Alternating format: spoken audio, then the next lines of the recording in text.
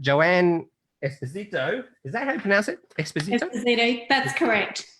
And I met Joanne probably, was it 2 months now, just before COVID. We had a coffee in the shop. COVID. We were thinking, is this allowed still or not? But I think it was okay. So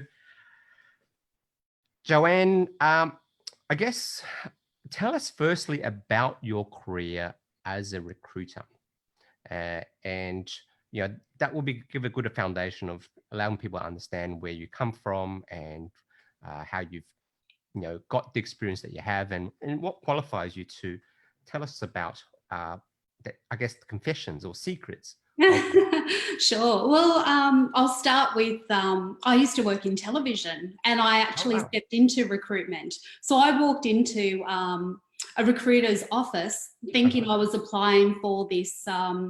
It was just a, what was it? It was a secretarial role, and it was a 6-month assignment just to get me passed because I had just become redundant. Oh, really? And you wouldn't believe it. They absolutely loved me. They were building. And this particular manager loved my personality and asked me if I would consider recruiting. And that was the start of my journey for recruitment. And that was about 15 years ago. Okay. So 15 years. So how long have you been a recruiter, I guess? About 15 years. 15 years. So, yeah, I came from television. Okay. I started off with, so I worked my way up the ladder, so to speak, because I'd been a secretary. I've done a lot of admin work and technical television roles.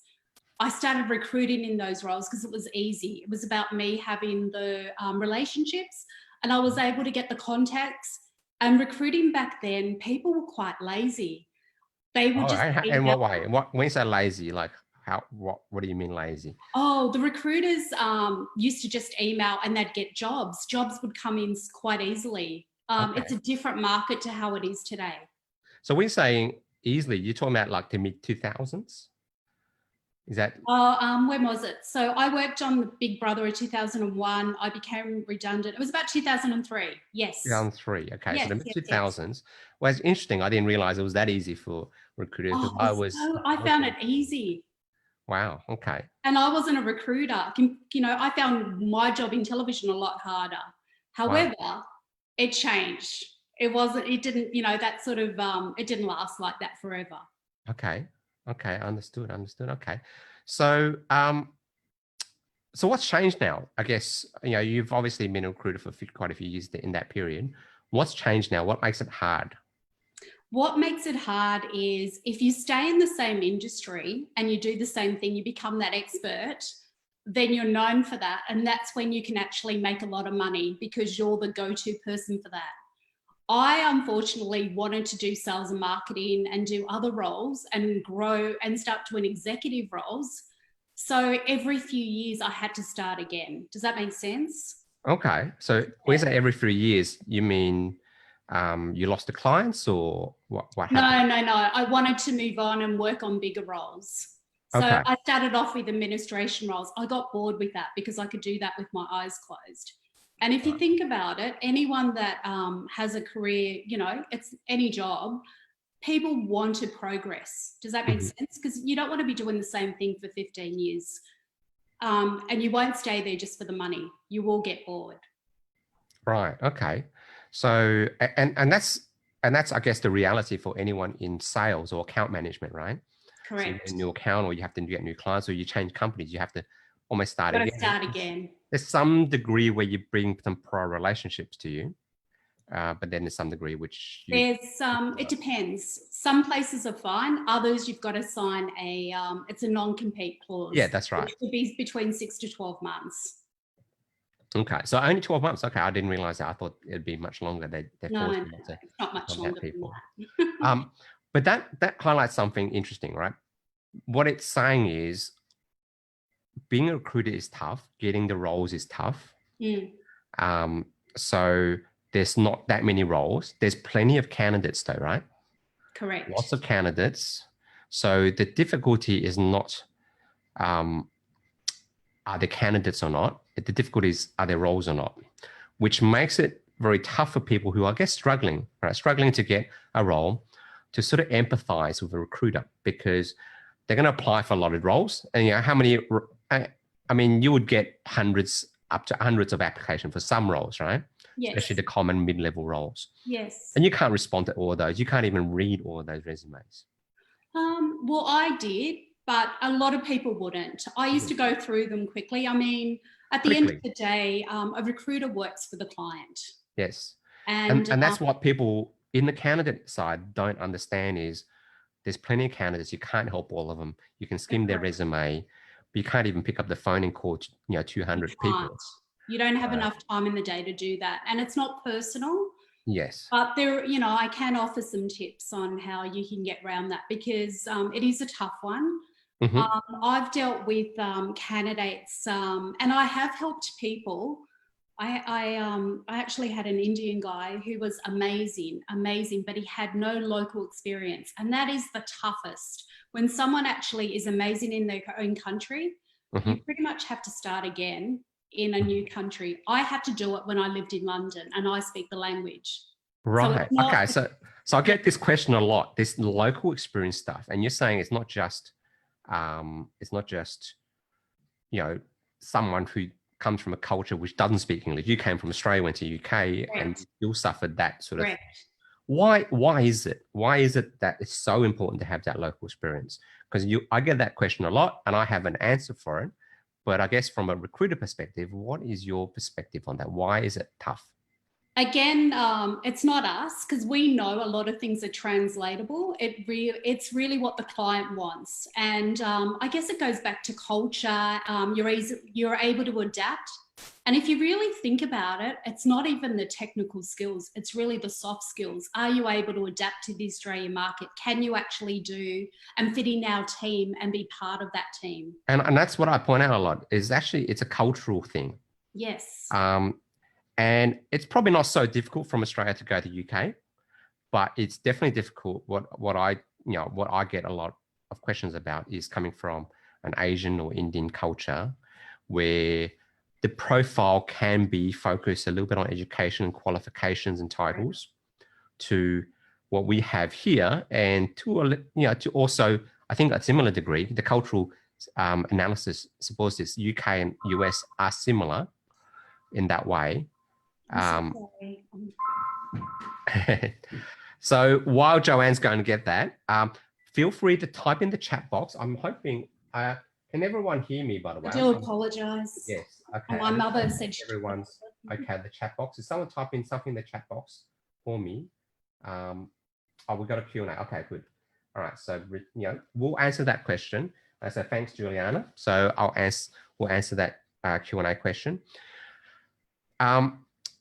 It is a cultural thing, and what I find in Australia culturally is not that different from UK and US.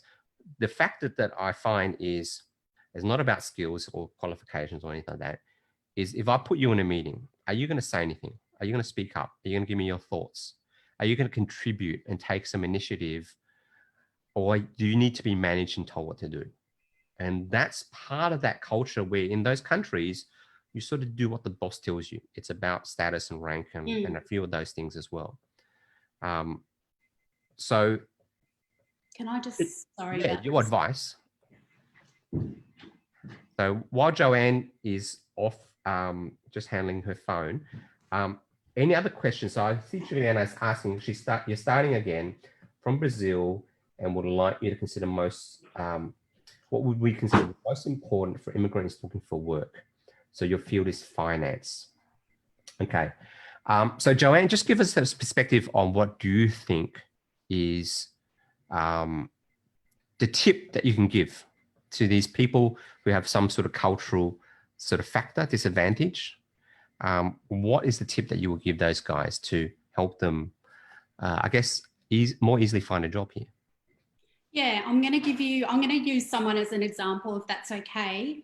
I've worked with lots of people, and I had one particular Indian guy who came to me, and he was amazing. And at the time, I was doing a lot of work for NAB Bank.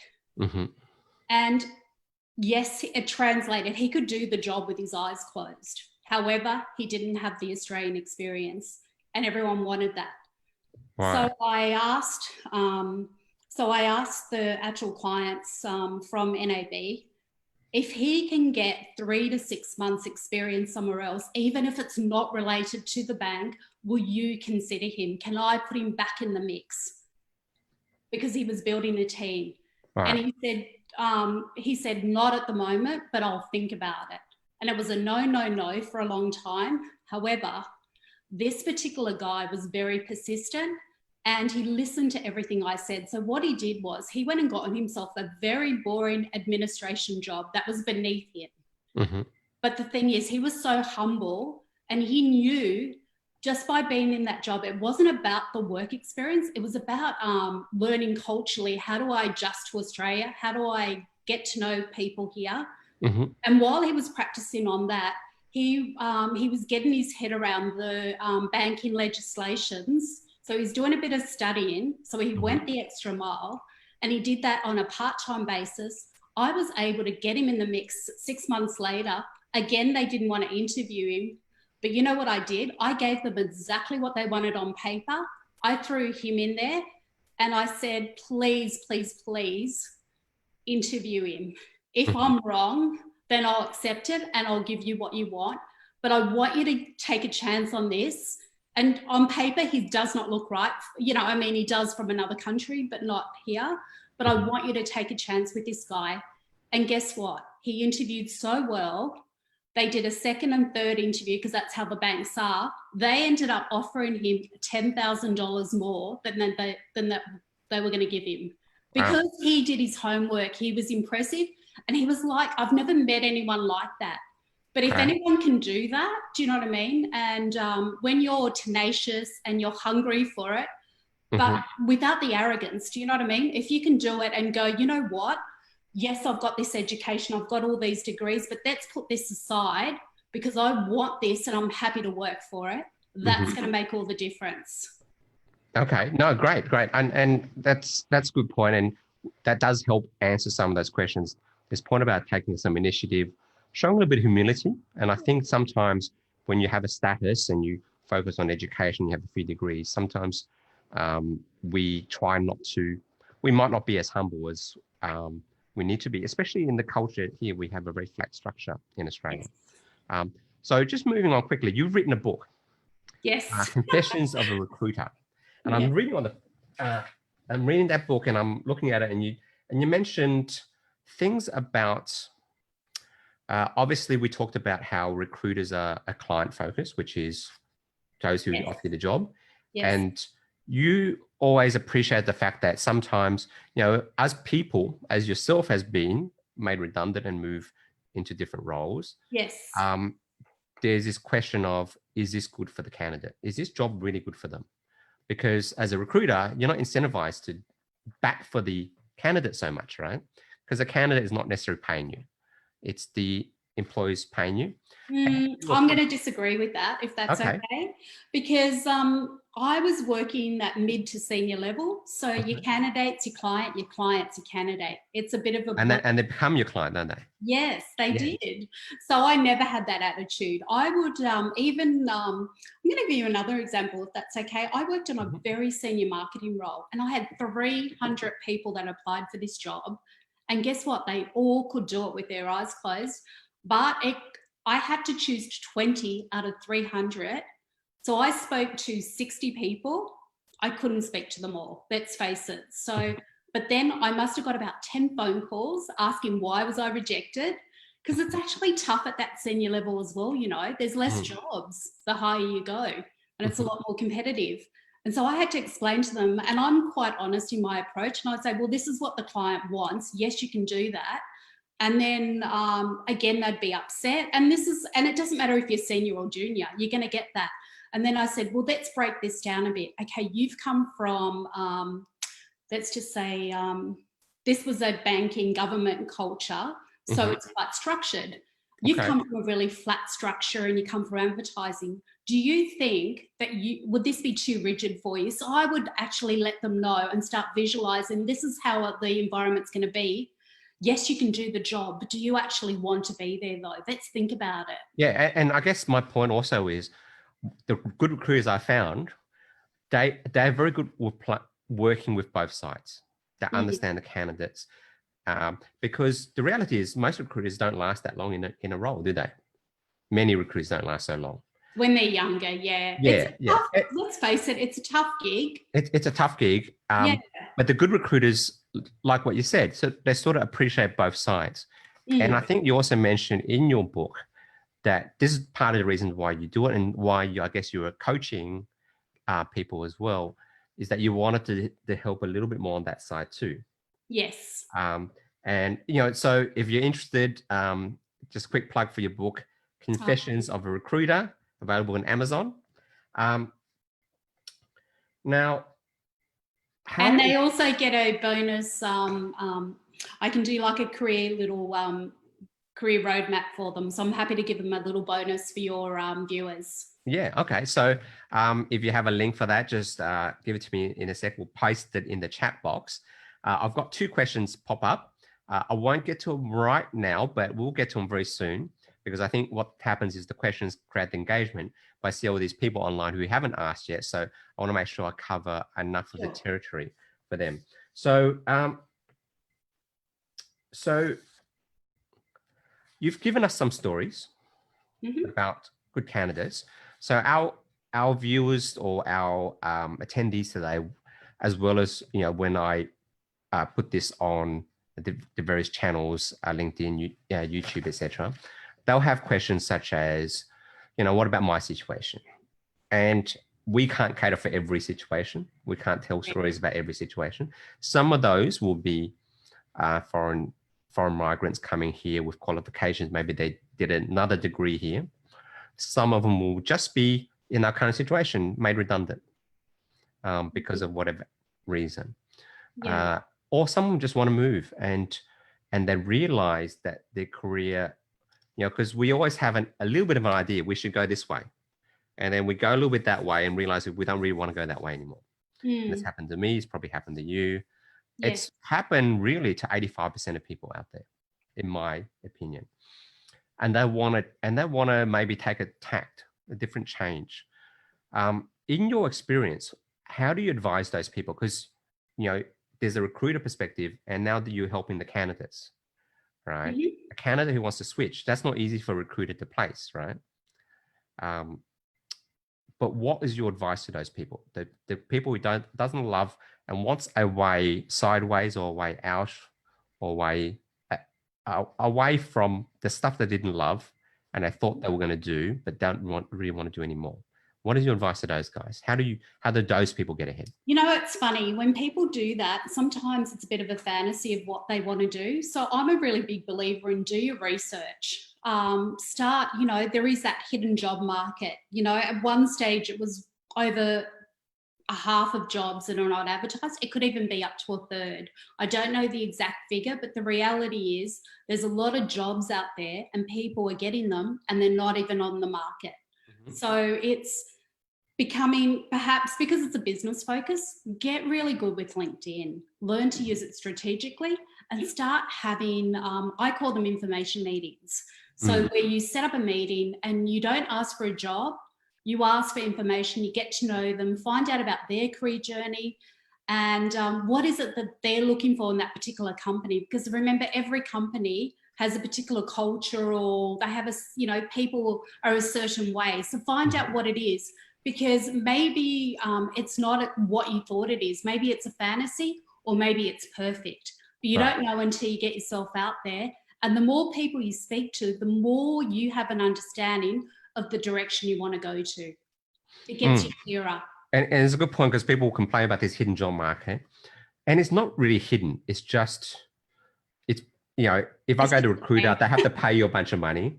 Yes. You have to see 200 resumes. And that's not hidden, obviously, because you post it on Seek or Indeed or something. But not everyone thinks that's the best way to go. So they do other channels which the recruiter might not see, or the recruiter, has other channels too. But I remember creating this online program, which I've got. And one of the modules that I did was hidden job market. And one of the things that we talked about is this idea of networking, but it's not exactly networking, just people that It's asking people that who might know somebody in a company or finding somebody who you can have an information session with, like you said. It's an Buy them coffee. information Here's the meeting. key thing. You got to buy them coffee, right? I've had people come for me Absolutely. for information session and they didn't pay for my coffee. And I thought that this guy's never gonna make it. But That says a lot, actually. yeah, that says a whole lot. So, and I gave him a couple chances to do certain things. I even bought a second coffee. Can I say something on that as well? I had a client once and I couldn't understand why none of the people were getting the jobs with him, because I'd groom them, get them ready, and they'd miss out. And so one day I had a coffee with him because I thought, well, either I've missed the mark with you or, there's something not there. And what he used to do, which was interesting, and it really got me thinking. So then I was better prepared. He would have a coffee with them, a very casual conversation. The thing is, it was just a half an hour, very quick, up to a half an hour, maybe even 20 minutes, very, very quick, and he would size them up. The reality is a lot of people would let their guard down. They forget that it's still an interview and they're being judged. And that was why they were never making it to the proper interview. And I couldn't work it out.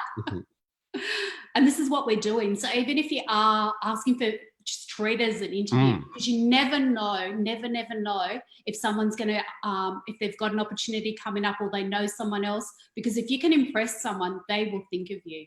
And that's a good point. And what the research has found is it's really 1 out of 10 or 11 of those information sessions that could lead to a job. So compare those odds, right? 1 out of 10 or 11. Okay, so most of the time you'll meet the guy, you'll be hopeful, but he's not going to give you a job. He's not even going to give you a job in a few months. But if you do 10 or 11 of them, there's a good chance that will lead to a job.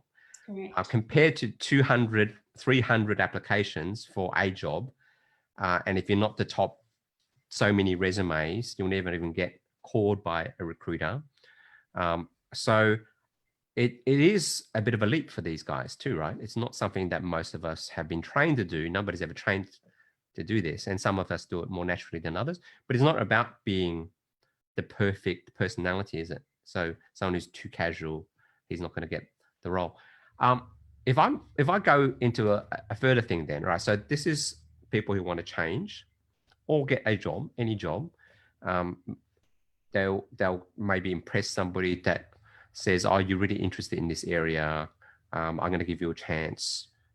So that's a way to change. Is there any other stories that you know of could be just changing or could be something more that you think would register with a lot of the people watching?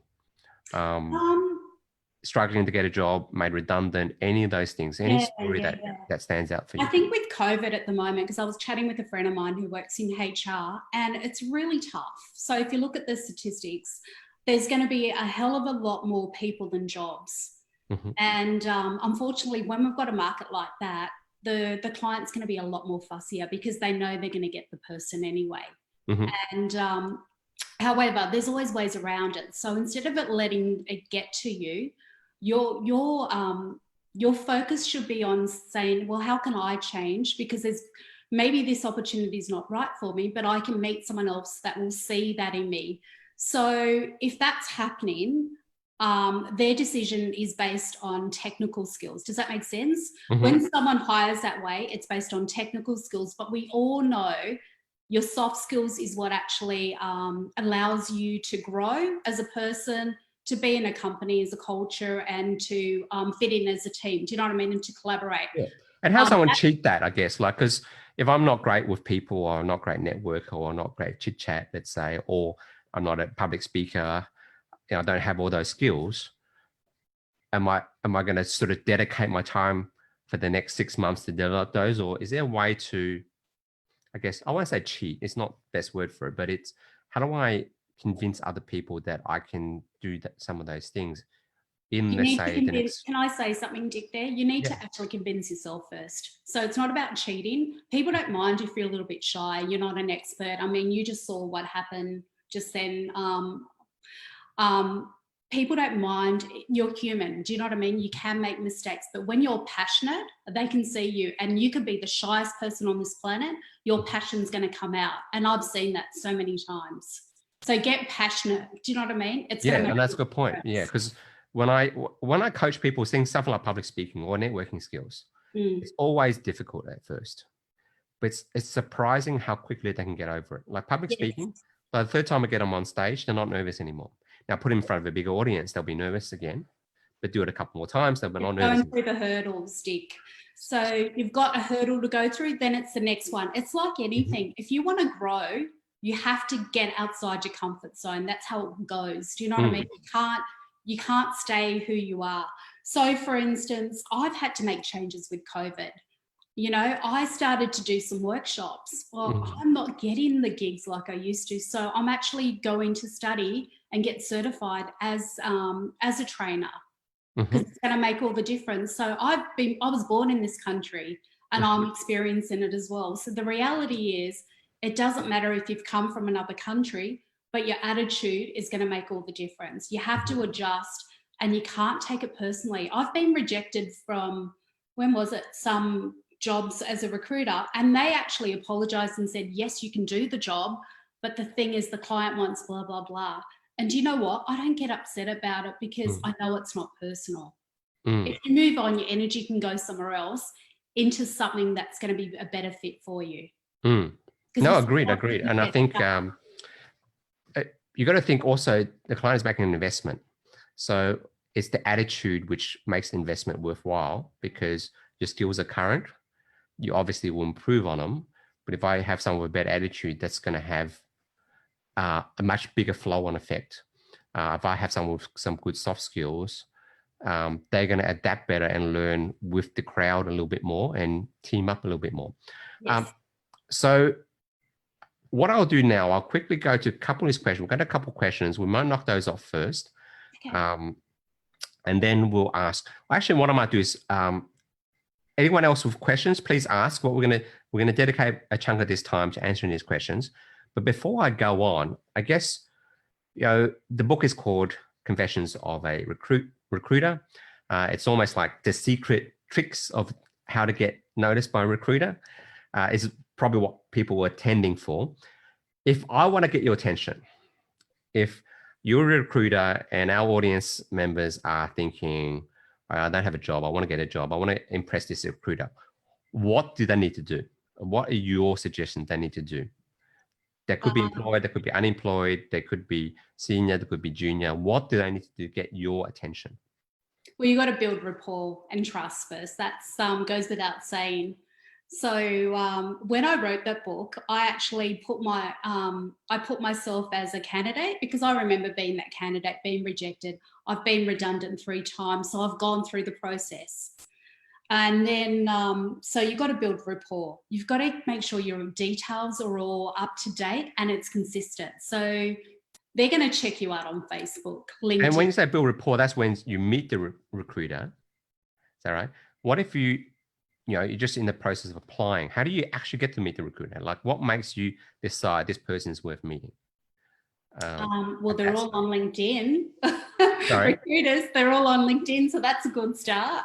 So maybe send them a little message and ask them, and just ask. I would personally would check in. I know previously I've had candidates get roles because they checked in with me first before they applied. Okay. And then they said something to me that wasn't on their resume, and that made all the difference in me getting them in. Right. So just little tricks like that. Pick up the phone and just say, I don't know if I've got the right experience, but I'm wondering, blah, blah, blah, blah, blah. Do you think, I don't want to waste your time, but this is the kind of thing I want to do. I'd love your advice. What do you think? That is building rapport. Do you know what I mean? They don't mind that. Yeah, no, I agree. And here's what I tell people. If they're not all jobs listed have contact details for the recruiter, but if there is, what I do, I might send in the resume first, wait 5 minutes to make sure it gets through the system, call them up, prepare my 30-second pitch, let's say, to both get their attention. It's a little bit like that first paragraph that you write on the resume, that is like your career summary, right? Is really the substitute for the cover letter these days, because recruiters don't tend to read cover letters as much. But if you have that 30-second pitch, grab their attention, and then be the kind of candidate who says, like you said, right, I'm not sure I'm right. I'm not sure this is the right role for me even. be the candidate who's got the attitude that I'm in demand. I need to work out what's the right thing for me. And then approach it that way. But yes, pick up the phone, call them, and you might say, okay, do you have a resume I can quickly look at? Yeah, exactly. And you could actually say, I know, and she was very clever. She said, look, I don't want to waste your time or mine because, you know, I know exactly what I want, but I want to make sure that this is a good fit for me too. And the way she said that put her on my level. I felt that she was just as important. And all of a sudden, I wasn't so busy and she demanded my time and I gave it to her. I probably, you know, this is not the best way to do it, but I've used that technique in driving cars. Look, I don't want to waste your time. I think I'm really interested in this car. I just need to test it out. Correct. And the salesman, you know, he's going to have all his qualification questions before, especially his expensive car. But if you look like the person who's serious, right, and isn't the type of person to tire kick, then you get that test drive straight away, and if you're saying you're not ready for 3 months, I need to drive it now and I'll come back, then they'll just let you drive it without them hassling you, trying to sell you on the way as well. That's aside, but this is the idea of developing good relationships with people. All right, so we're going to get into the first question. If you have any other questions, still put on the Q&A box. And Dick, you're right about the 30-second pitch. If you can actually work it out, how to sell yourself, because remember the first few seconds count. Say once you score the interview, they're going to judge you already in the first few seconds. So treat that in any opportunity you've got. If you can get that pitch right and start perfecting it, you will get their attention. Yeah, no, agreed. Let's think about it as a date, right? You don't want to turn out the date will make a bad impression and say all these negative things start off. You want to make a good impression so you can keep the conversation going and find out more about each other. That's right. Okay, so the first question is, Juliana, I'm starting again from Brazil. And what would you consider most important for an immigrant who is looking for work? Her field is finance. So what would you consider most important for an immigrant looking for work? She's from Brazil, so obviously her English will have an accent, but she looks like she's got great English, you know, written at least. So what would you consider, what would you suggest for her? Again, I think it goes back to soft skills, because if you focus too much on your technical skills, it's a hard one because you're from another country, but focus on your soft skills. Do your research. Work out why you want to work there, why you could be a good fit. So have that sales pitch ready. And how's that look on a resume in terms of soft skills, that I can tell this guy has some soft skills? How's that look on a resume? You know what? I know you said people don't read a cover letter, but you're not going to be able to do that on a resume, because a resume is really your points and whatever. If you can put a little cover letter or a couple of short paragraphs, you're going to get their attention. And they're going to see beyond that. So that's where you can actually sell yourself. Okay. So this is interesting, because you look at cover letters. I do. Pretty much every other recruiter I've ever spoken to says, don't worry. But there is a trick you can do. So on some of these platforms, you can attach a cover letter or you can type one. What I'm told is when you type it, it comes across as an email with your resume attached. So that's another way you could do it. That's through Seek. Yeah, through Seek, which is still, I think, #1 in Australia, but Indeed is also pretty strong now. Yes. In US, they're having things like Monster. So some of those will allow you to do that. But I also think that first paragraph is a little bit, can help with that too. Absolutely. Make it really, really strong. I actually just did a video on cover letters. I know some people don't think they look at it, but if you can make that first paragraph, it's like an elevator pitch. You know, you've got 30 seconds to say what you want to say. So stay strong and then end on a high note as well. So the other stuff is just to reinforce, you know, and put some metrics in there, because numbers don't lie. Yes. And here's the thing, a lot of people do this fluffy language, like I'm a results-driven, self-motivated, blah, blah, blah. You don't know, right? So the fact is, we'll just ignore it, right? If you put some statistics, well, there must be something about you because you've got some results. Correct. We can ask you about how you got it, and then we find out you're telling the truth or not. But the fact is, you're probably not going to say those results unless you had something to do with it.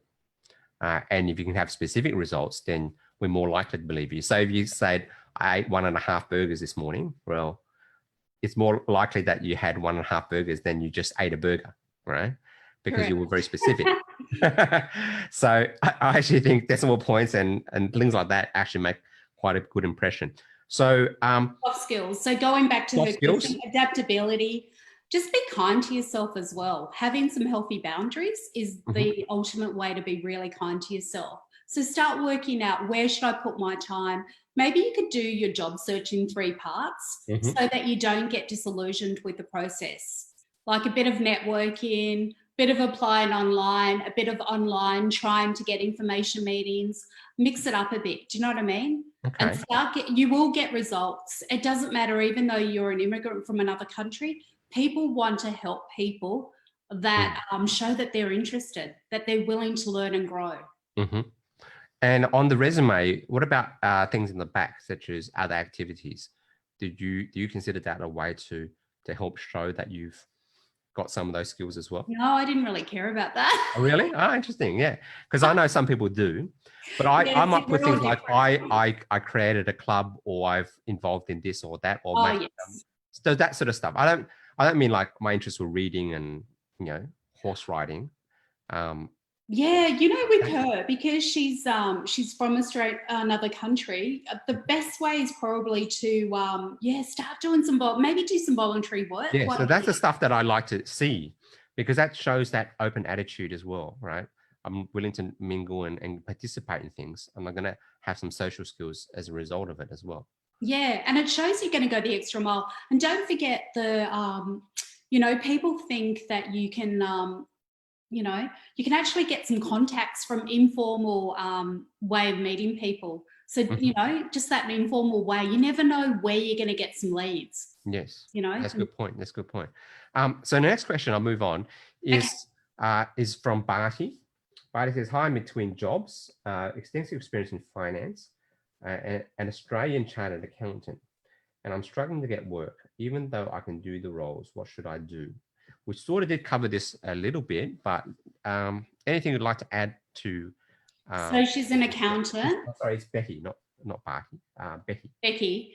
Betty. And she's an accountant. She's a chartered accountant. A chartered accountant, Australian chartered accountant too. And struggling to get work. Yes. Oh, that's. Yeah, I don't know. That's. Well, let me start my thought, because I worked in finance. I'm not an accountant.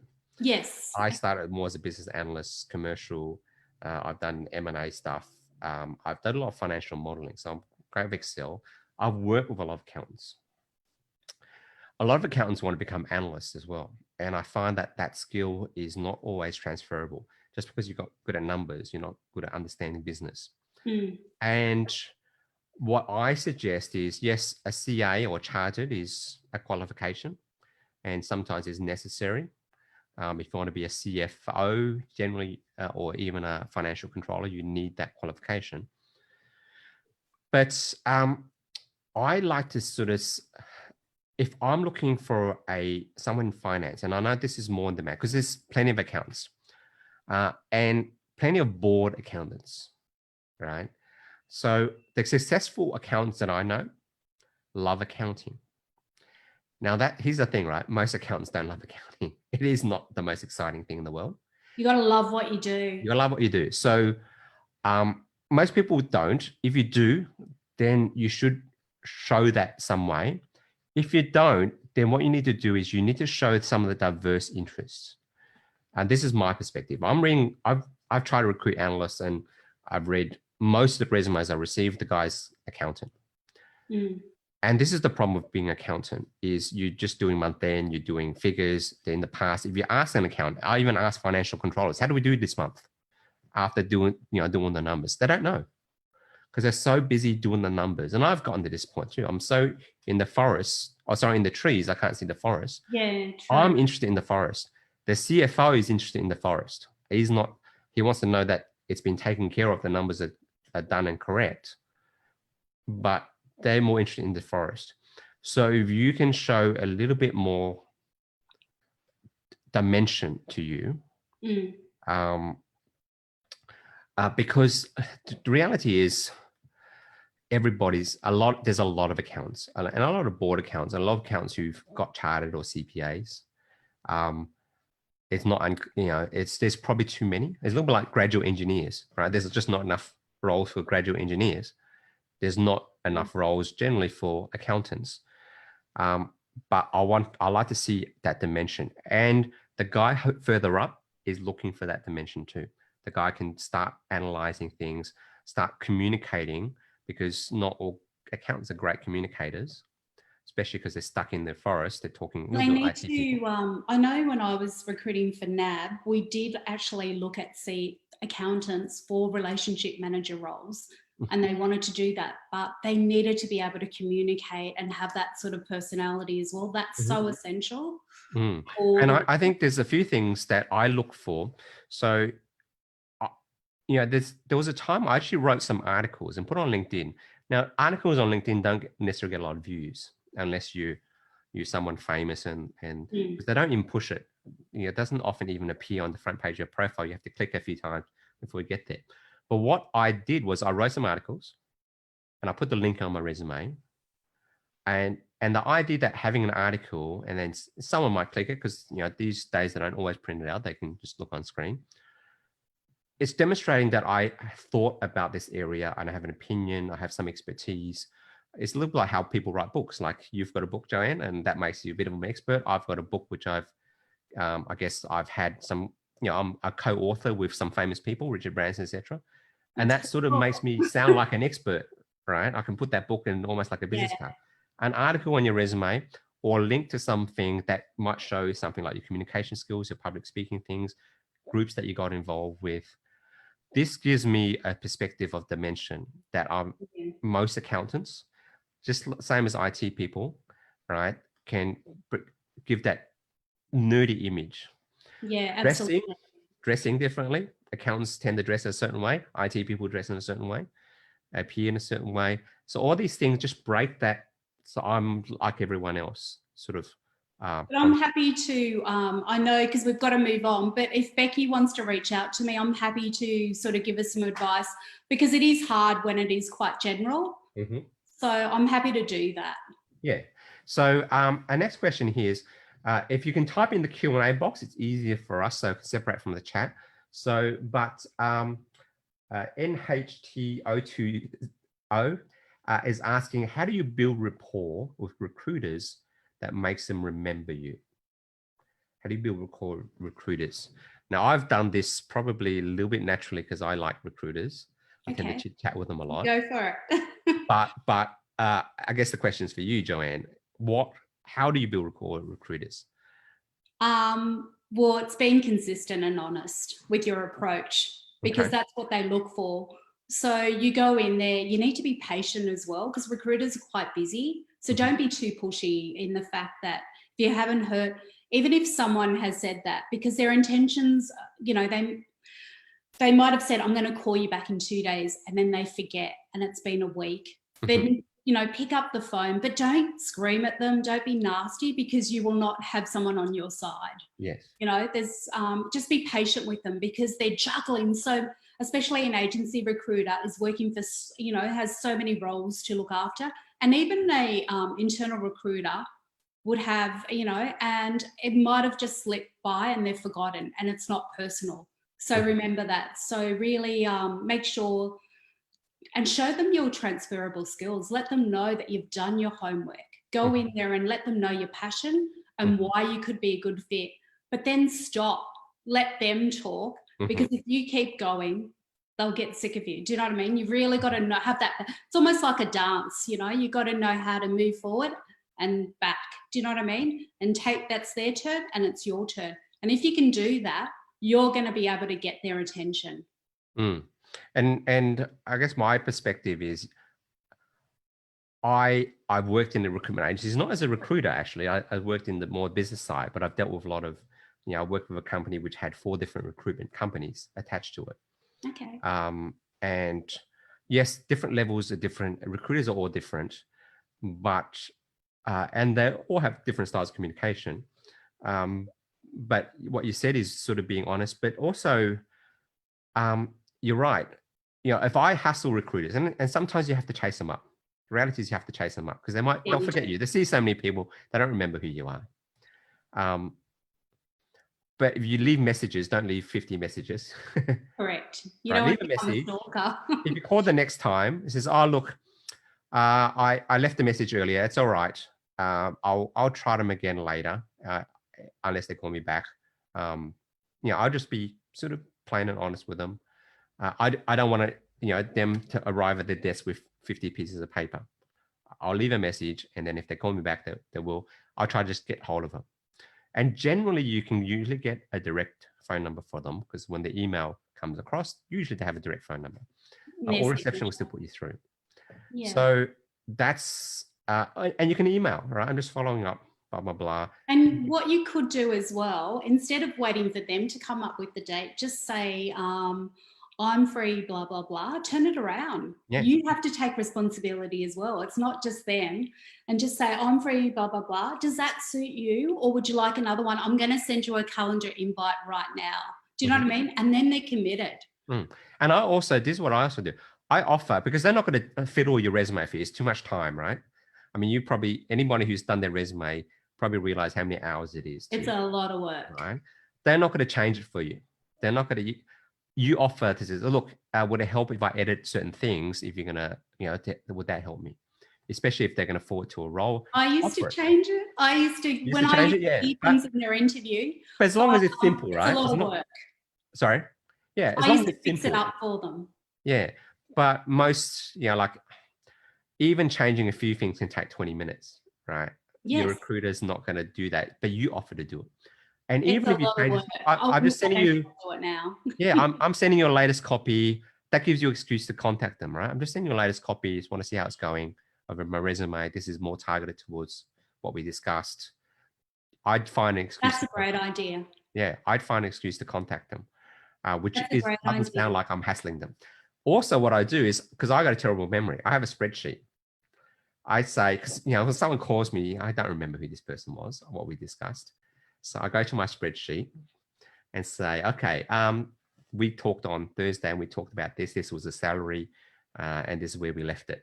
So I can quickly go to my computer and say, oh, this is, and to some degree they could be impressed, right? But they would be upset because I forgot who they were usually. Because if you speak to a lot of recruiters, if you're in demand, you tend to have, I have a spreadsheet where I might have 20 recruiters on there. And I say, so who was this one? What company did they work with and what role did we discuss? So I try to be organized for them. So when they contact me, I can sound professional. And I can say, I think on Wednesday we discussed this, right? And blah, blah, blah. So I can go back to it. So seem like that organized person. Don't seem like the disorganized person who can't remember what the person's name was even. And who did they work for? Did they work for Robert? No, you can't do that. You really got to get that right. But you said something really interesting, actually. And I think if someone had done that for me, I would have been impressed with them. Mm-hmm. If you just say you've got the meeting with them and they've updated your CV, they've written some notes, ask for some of those bullet points and then offer to update your resume and resend it so that you're more appealing to put forward for the client. Yep. A recruiter would absolutely love that because you've just made their job so much easier. Agreed. Okay, so we have another question here. We got 7 minutes to go. So send your questions now if you have any, so we can fit everything in. So this is from Lee. I'm looking for a graduate engineer. So you're looking for a job, I'm assuming. It's not. Many jobs have a minimum 2 years experience, even for graduates. My experience is not enough, so it is possible for me to get in touch if I apply for these jobs. And what is the best way for a graduate to find a job in the market? Ask graduates to have relevant experience. Thank you. So basically, a graduate, no experience. Many jobs ask for experience. How do I get those? Do you think, I probably worked at a more senior level, but I'm guessing I had an intern for a while, offer to do it for free for a bit and shadow experience people and make sure you get a reference from it. Do maybe a 3 month stint somewhere or 6 months, whatever, impress them. That could land to a job or it would look great on your resume. Do you know what I mean? And I actually have helped a graduate engineer, and that's why I said there's a lot more graduate engineers than there are jobs for them. Right. This guy, he was pretty good. You know, I helped him out. He attended some of my seminars previously, and he was pretty good. He could communicate. He had soft skills. For a year though, after graduating, he couldn't get a job as a graduate engineer. So that's when he came to me and, you know, did some courses. And what he ended up doing was actually what he said, getting internship, right? But a lot of it's getting the ball rolling. And that, I helped him a lot on his resume and things like that, because he did some work, but it was when he was studying as well. So there was project work involved in engineering, and most degrees these days have some sort of practical element to it. I sort of made that more prominent in his resume so people would see that he had some sort of experience. I took whatever experience that he had, which might not be a specific engineering experience, and tried to tie it back. But they ended up getting some internship.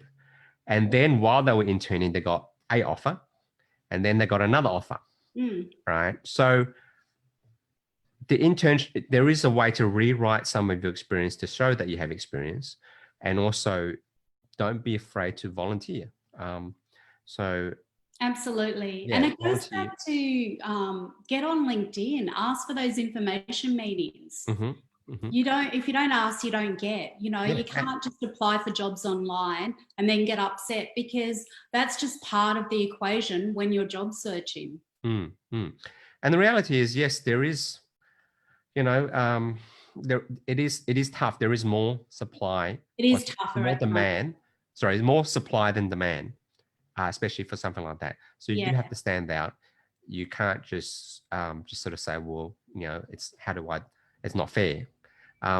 So hopefully that helps a little bit there. I know there's not always the perfect answer for these things, but we have another question. The reality is, at the moment, Dick, people aren't gonna get what they want at the moment with COVID. You know, people have lost their jobs, and it is tougher.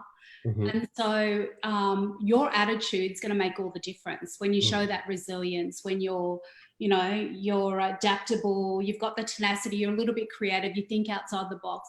It's going to take you a long way. You can always go back to where you need to be.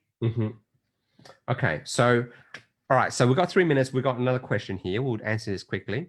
Sure. So if you want, quickly type in anything in the Q&A box.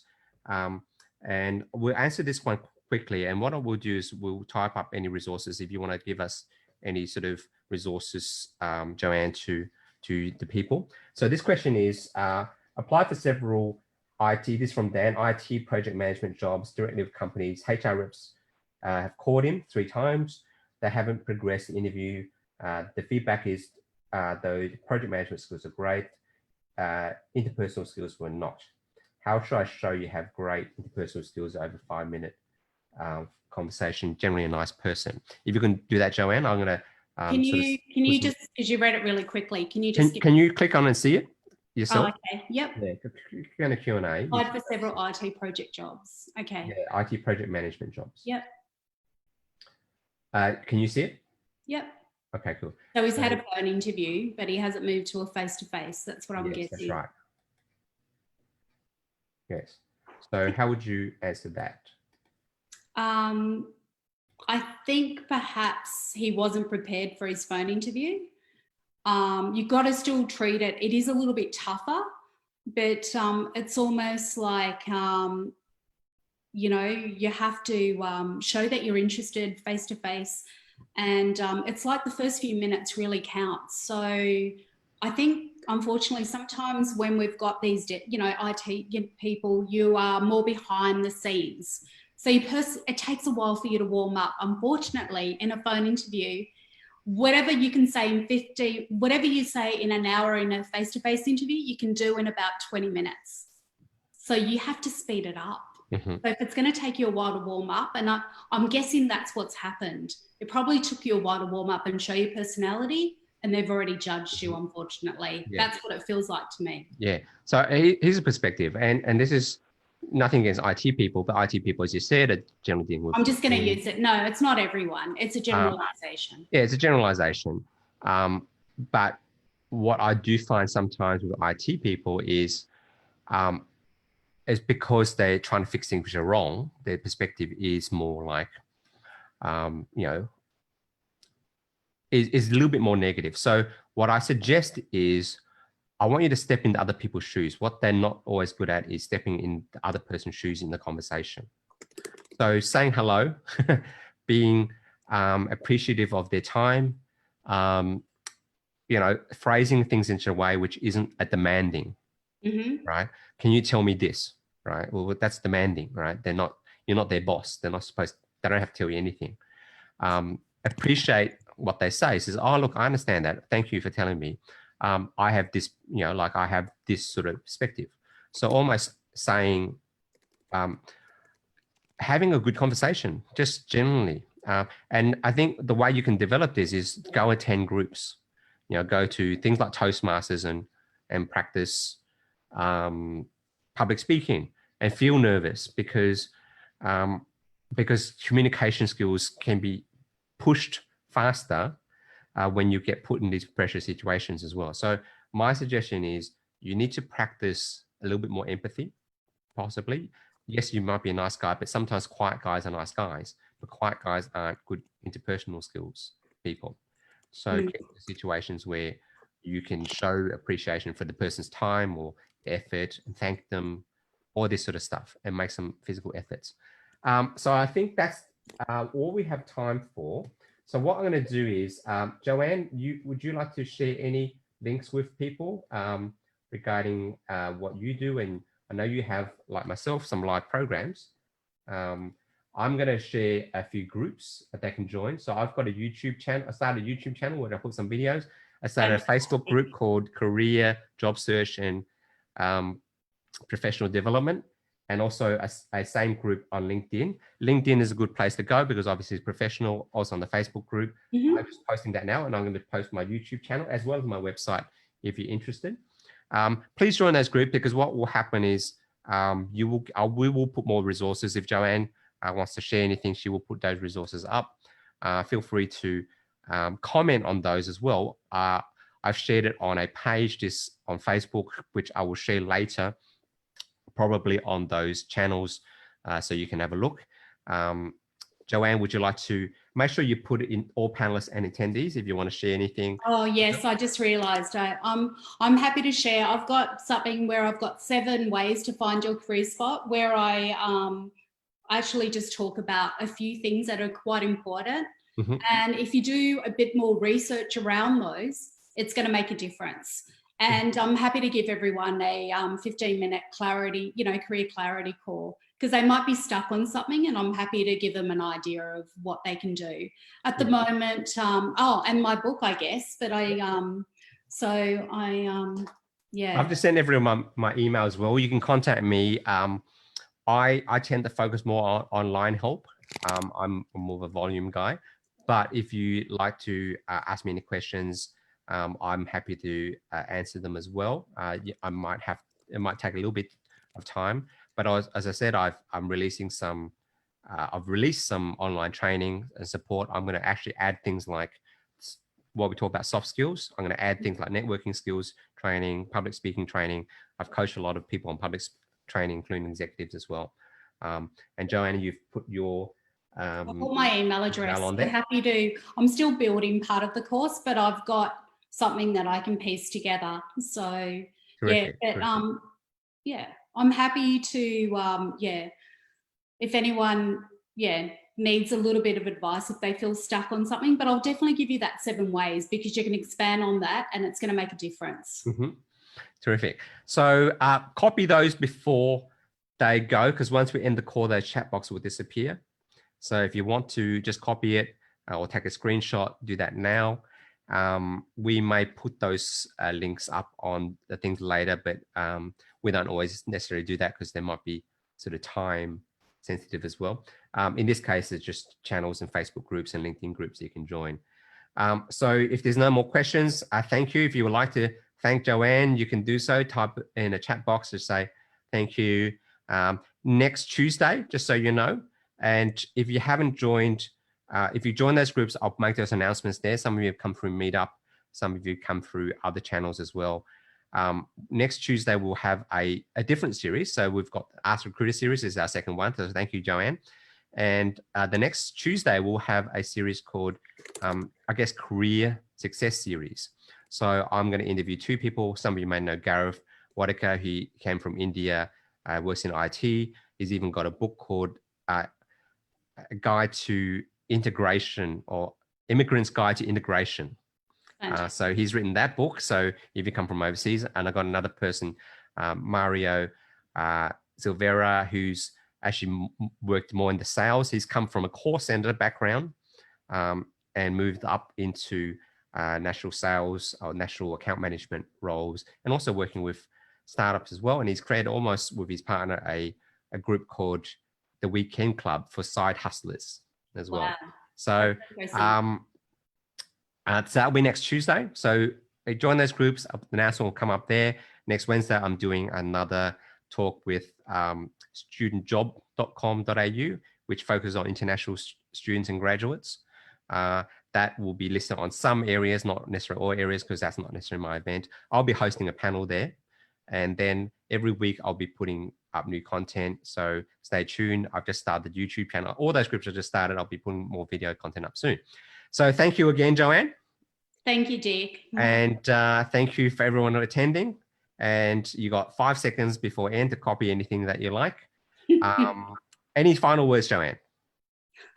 No, I just think believe in yourself. Don't give up. Do you know what I mean? It is tough out there, but yeah, just, you know, network, get yourself out there, be curious, ask lots of questions.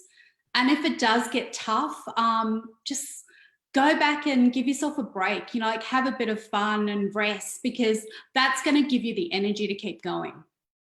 Understood. Okay, great. Thank you very much.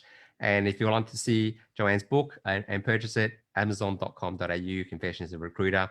Thank you, everyone, again. Thanks, everyone. And see you again, hopefully next week. Bye-bye. Okay. Bye-bye. Bye.